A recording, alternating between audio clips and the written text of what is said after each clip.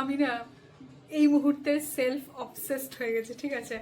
মা বলেছে মটরশুঁটি স্টোর করবে, এটা প্রায় হাফ বস্তা মতো না। হ্যাঁ, আজকে ভ্যালেন্টাইন্স ডে, আমি পরেওছি একদম ব্রাইট একটা রেড, মনে হচ্ছে ঘুরতে বেরিয়ে পড়ি, বাট সিচুয়েশন নেই। এর থেকে বেশি দুঃখ আর বোধহয় জীবনে নেই। সব ওকে 2 মিনিট যদি বা 5 মিনিট যদি ওকে কারোর জন্য ওয়েট করতে হয়, ও ভীষণ রেগে যায়। পিঙ্কি, মায়ের বার্গেনিং স্কিল শুরু হবে এবার। ওইগুলো অনেক দাম। আমার মা শাড়ি কিনতে গিয়ে আলটিমেট কনফিউশন। কন্টিনিউয়াসলি তুই চ্যাট করে যাচ্ছিস, টেক্সট করেই যাচ্ছিস। মা তুমি কিছু বলছো না? তোমরা অনেকেই আমার নাইট স্যুটের কালেকশনগুলো জানতে চাও যে ওটা আমি কোথা থেকে নিই।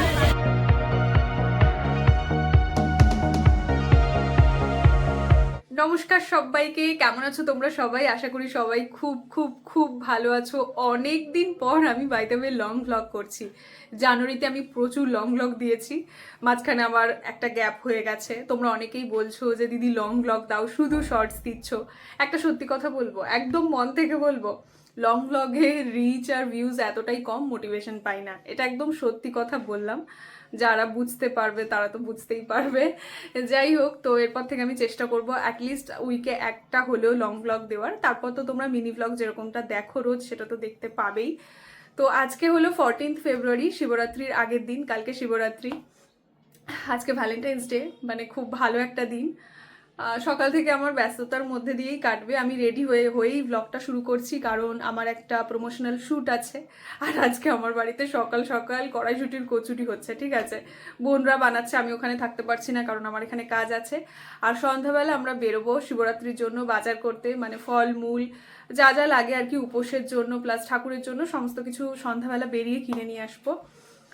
তো ওই জন্য আজকে পুরো দিনটা আমি ব্লগ করছি, যা যা করবো সবটা তোমাদের সঙ্গে শেয়ার করব। আমি এখন রেডি হয়ে গেছি, আমার শ্যুটটা শুরু করব। তার আগে চলো রান্নাঘরে দেখাই বোনরা কি করছে, ওদেরকে একটু দেখিয়ে আসি, তারপর আমি শ্যুটটা করব।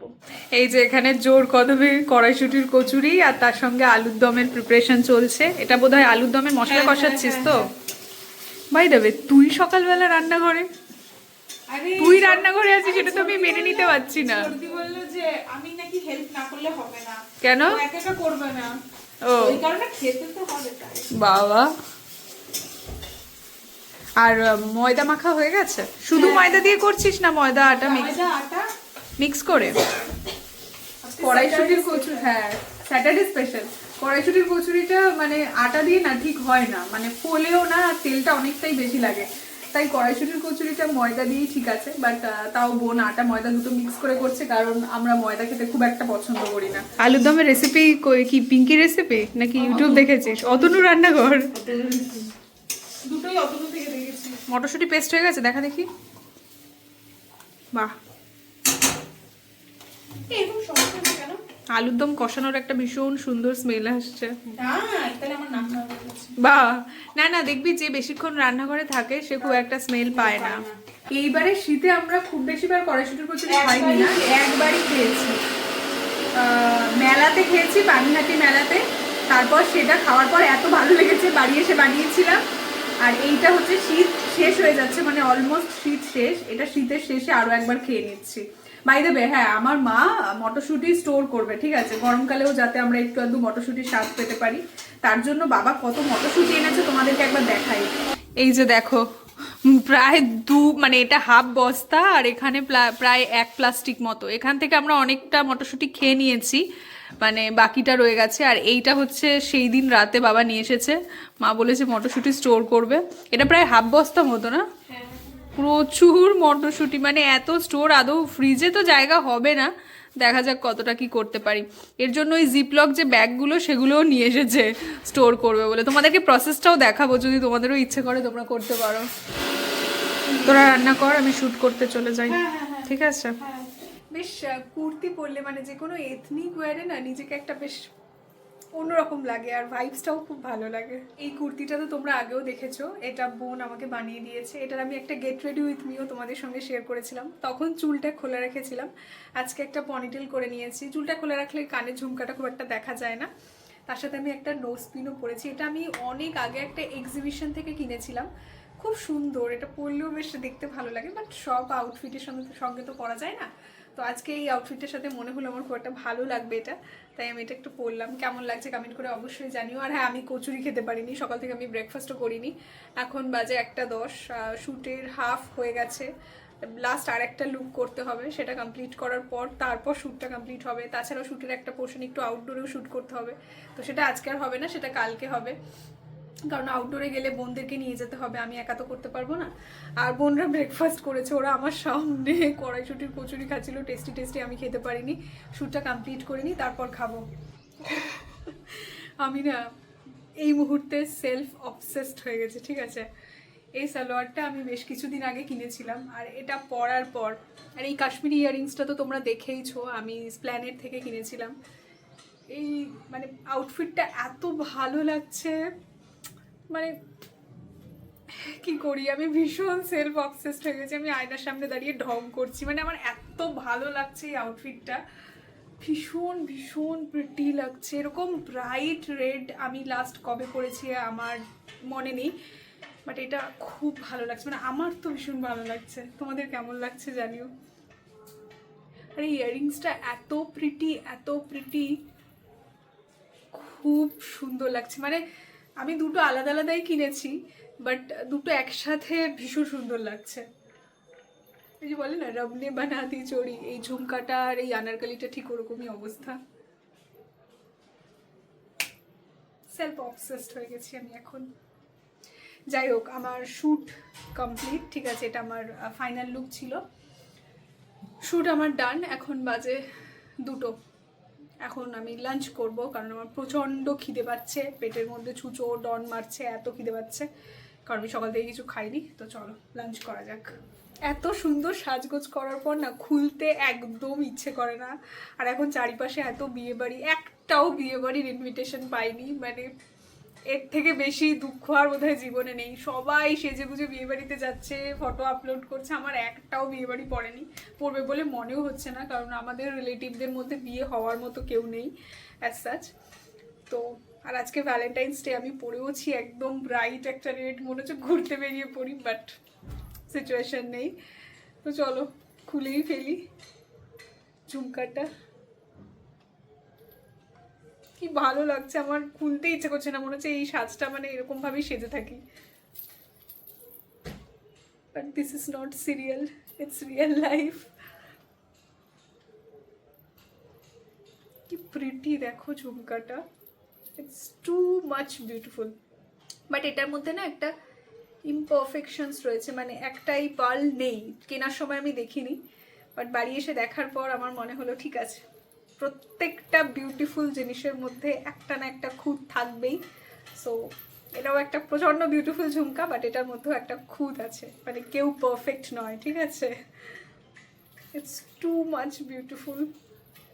এই যে আমি ফেস ওয়াশ করে নিয়েছি, ফ্রেশ হয়ে গেছি।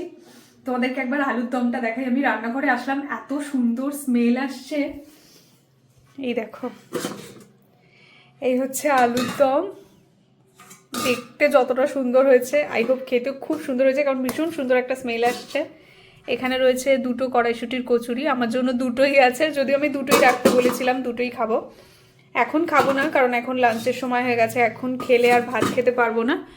বিকেলে বা সন্ধ্যার দিকে কখনো একটা খেয়ে নেব। দেখি মা আজকে লাঞ্চে কি বানিয়েছে।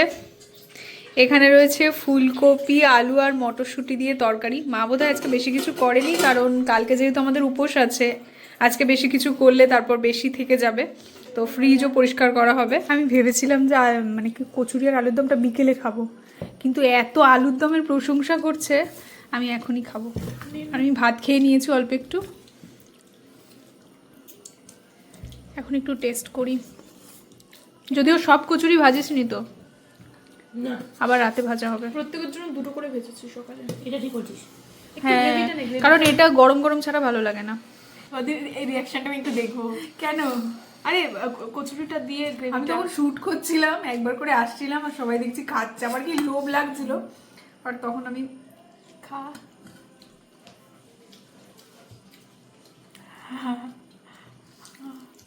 কেমন হয়েছে রে গ্রেভিটা আলুর দমের? আমি এরকম আলুর দম কখনো খাইনি। মজা হয়ে গেছি। আলুর দমটা সত্যি কে রান্না করেছে দেখতে হবে না? মানে আমি করেছি। আমার মাও খুব ভালো আলুর দম বানায়, এর আগে অনেকবার টেস্টি আলুর দম খেয়েছি, ঠিক আছে, বাট এটা একদমই ডিফারেন্ট স্বাদ, এই টেস্টটা ডিফারেন্ট, ওই জন্য আমি খেয়ে বুঝতে পারিনি সত্যি একদমই কথা। ডিফারেন্ট। হ্যাঁ, আমার খুব ভালো লেগেছে, যে তোর ভালো লাগছে।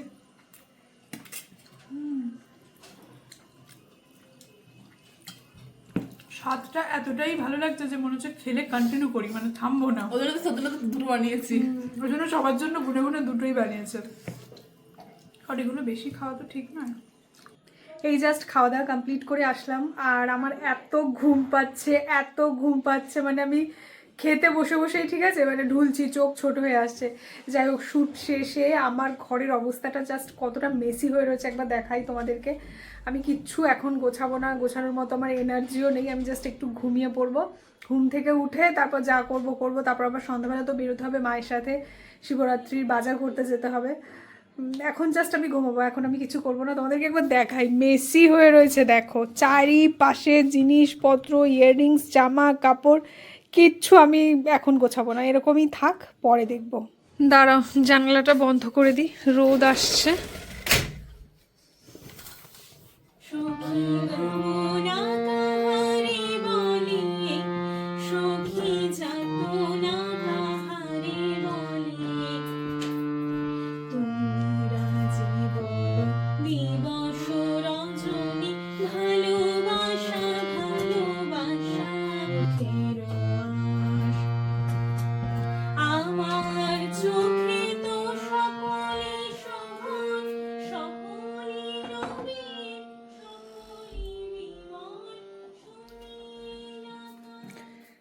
বোন গান করছে, এখন বাজে 5:30।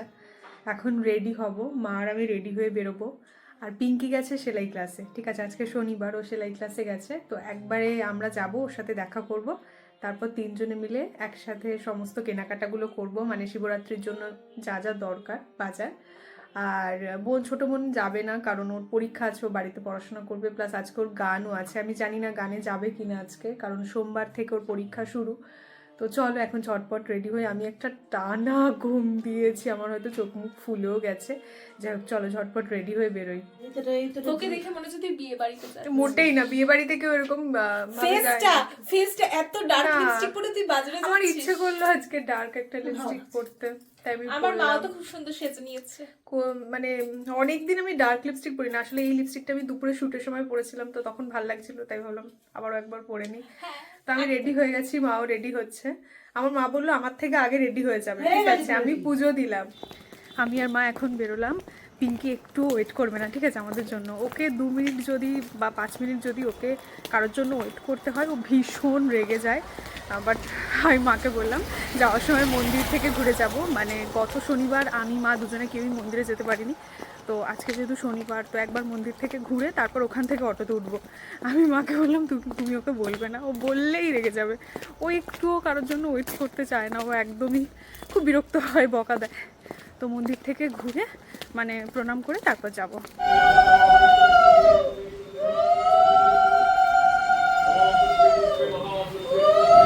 মন্দিরে আমরা ধূপকাঠি মোমবাতি জ্বালিয়ে দিয়েছি, এখন আমরা অটোর জন্য ওয়েট করছি।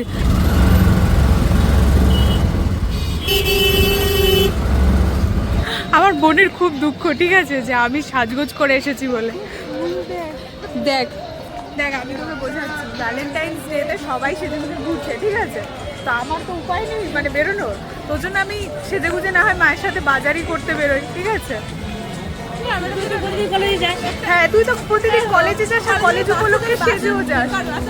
আমার কথা হয়তো কিছু শুনতে পাবে না, চারিদিকে গান বাজছে। পিঙ্কি, মায়ের বার্গেনিং স্কিল শুরু হবে এবার। আমার মা দারুণ বার্গেন করবে। হ্যাঁ,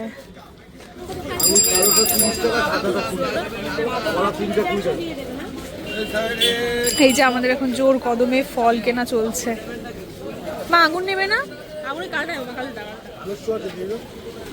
মা এই কলাটা নেবে না ছোট কলাটা নেবে? আর এই মেয়েটা আসার পর থেকে সমানে শুধু চ্যাট করে যাচ্ছে বোনের সাথে। বাড়িতে তো ওর সাথেই থাকিস রে, রাস্তায় বেরিয়ে কি এত টেক্সট করছিস? হাই ভগবান। আচ্ছা, আমাদের এক দফায় ফলমূল কেনা হয়ে গেছে, এখন ফুল বেল এগুলো কেনা বাকি আছে। হঠাৎ করে আমার মায়ের ইচ্ছে হয়েছে একটা শাড়ি কিনবে, সেই জন্য আমরা এখন সিন্ডিকেতনে আসলাম। দেখা যাক কিছু পছন্দ হয় নাকি আদৌ।